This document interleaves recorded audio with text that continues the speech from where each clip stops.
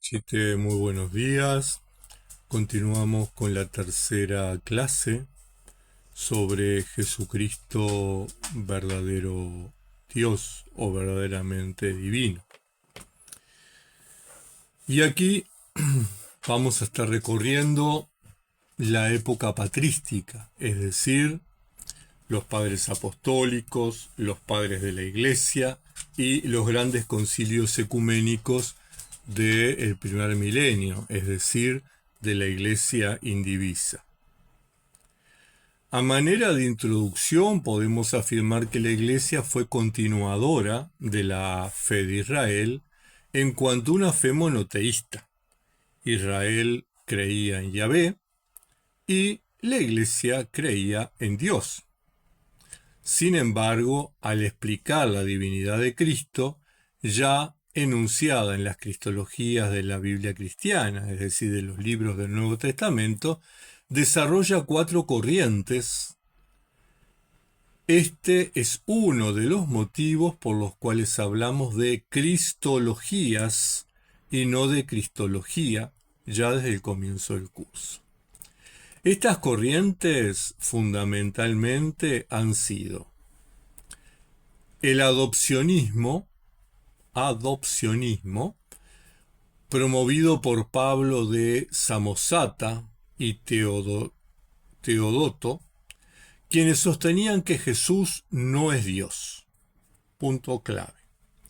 Afirman que Jesús es un ser humano sobre el que descendió el Espíritu Santo, a quien Dios adoptó como su hijo. Primera entonces de los errores que en el cristianismo antiguo se llamó herejía, y nosotros mantenemos el vocablo, el término. Quiere decir error, un error a la ortodoxia, es el adopcionismo, es decir, negar la divinidad de Jesucristo. Un segundo error que surge, ¿verdad?, es el modalismo, promovido por Praxias, Noeto y Sabelio, quienes se sitúan en el otro extremo cristológico, es decir, afirman la divinidad de Jesús, la unicidad de la divinidad y que en la historia Dios se revela de distintos modos, por eso modalismo. Estos modos, bueno, ¿cuáles son?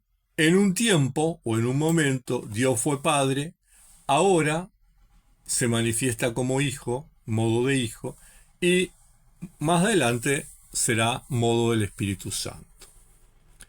Entonces, como Dios es uno, de acuerdo a estos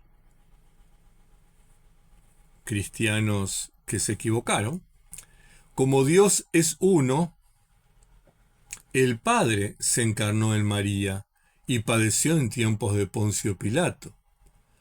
A esta enseñanza se la denominó patripasionismo y fue considerada como errónea, por supuesto, estableciendo que en el seno de la Trinidad la diferencia está dada por la manifestación en el tiempo y no por las realidades divinas.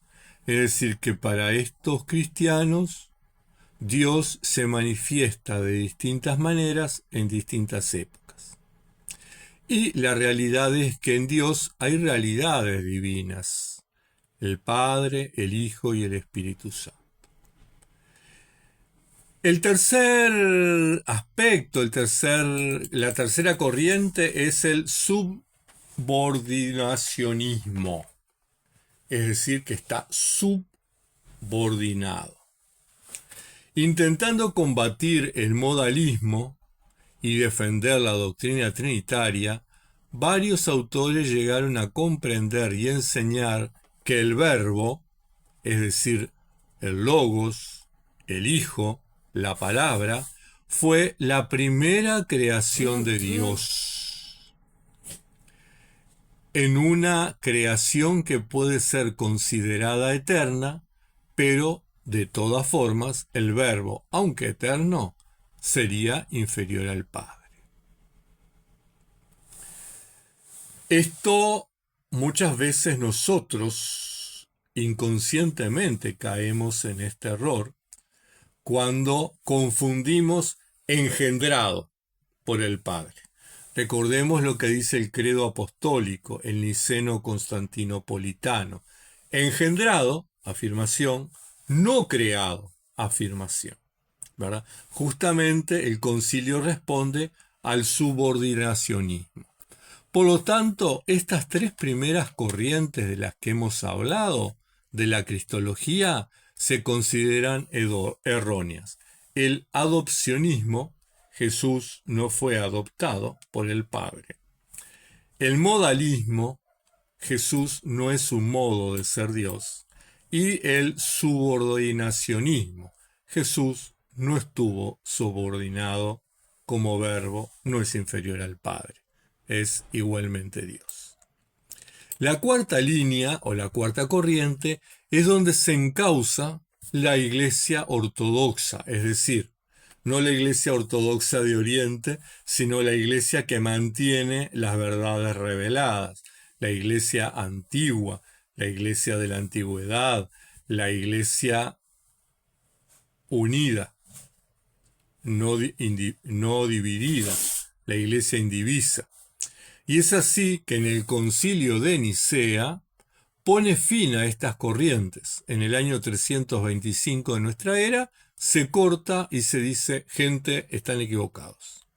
Y el concilio afirma la corriente católica de la consubstancialidad del verbo.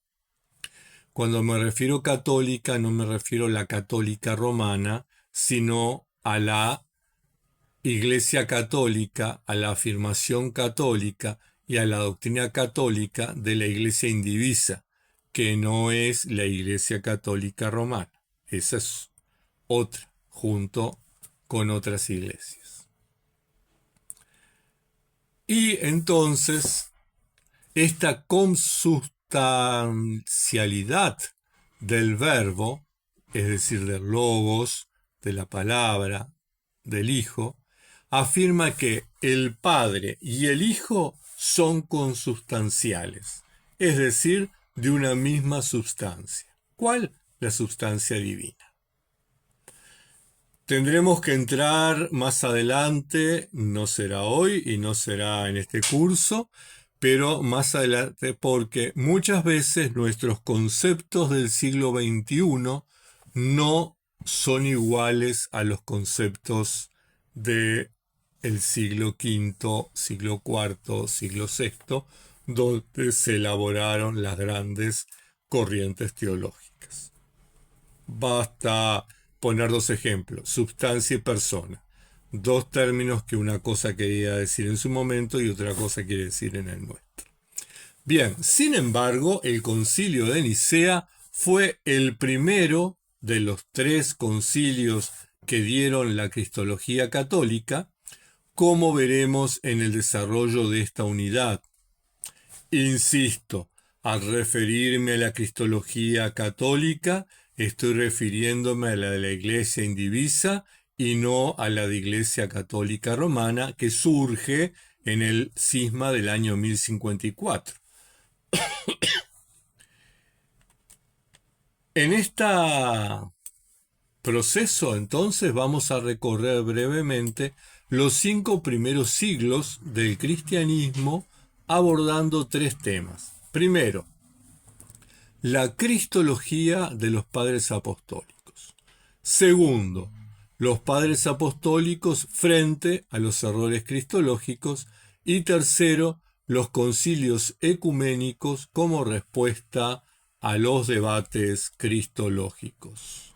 Sin duda, sin lugar a dudas, esta época ha estado marcada por grandes definiciones cristológicas. Yo voy a hacerles un video con cada uno de estos temas para no hacer un video de 3 horas de largo, porque esta unidad es muy larga. Así que ustedes lo van a ir viendo en el tiempo que les parezca. Como introducción nos quedamos por aquí. El segundo video va a estar hablando entonces de los padres apostólicos y su cristología.